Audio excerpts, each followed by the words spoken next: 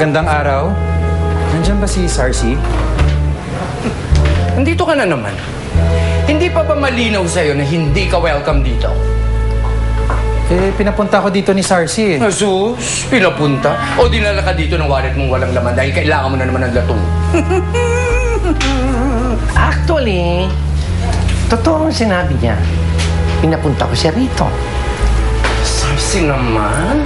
Hindi pa ba malinaw sa'yo niloloko ka ng lalaking yan? Nakalimutan mo na ba? Nakita natin yun na may kasamang babae?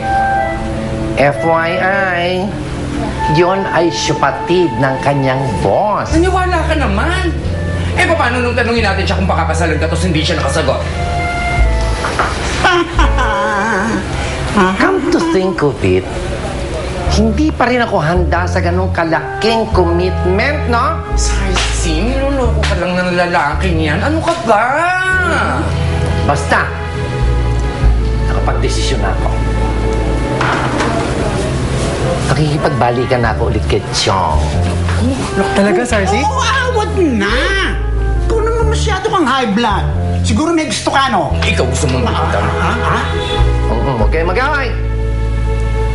Actually, kahit na kung minsan syonga kang boylet, ikaw pa rin ang nag-iisang syonga ang boylet ko, hindi ba?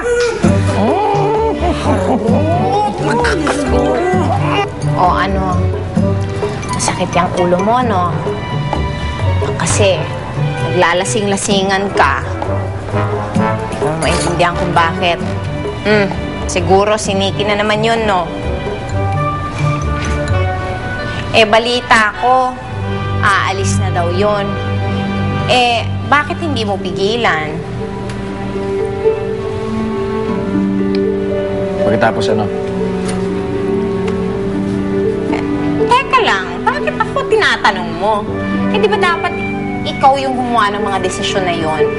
Eh, di, magtanang kayo, magpakasal kayo. Eh, ewan ko sa'yo. Basta. Hindi ganun kasimple yun eh. I mean, kapatid ko pa rin siya kahit ano sabihin mo. Hindi ko magagawa yun. Kaya alam mo, tama nga si Nikki. Mas makakabuti para sa aming lahat kung umalis na lang siya.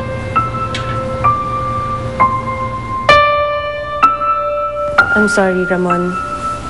I'm really, really sorry sa lahat ng nangyari kung nasaktan man kita. Pero sana maintindihan mo. Nagmahal lang din naman ako eh.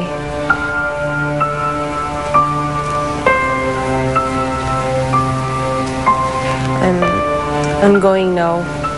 At sana sa pag-alis ko, maging maayos na ang lahat between you and Kenneth. I know how much you mean to each other.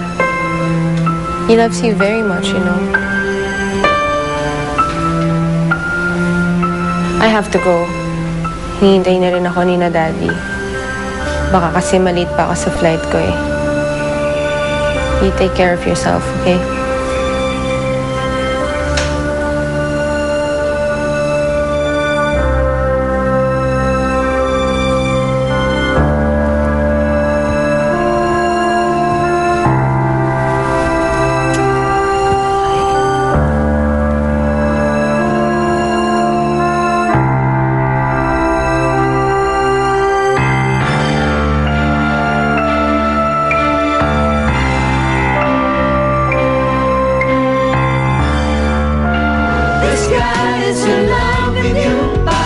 Bading na bading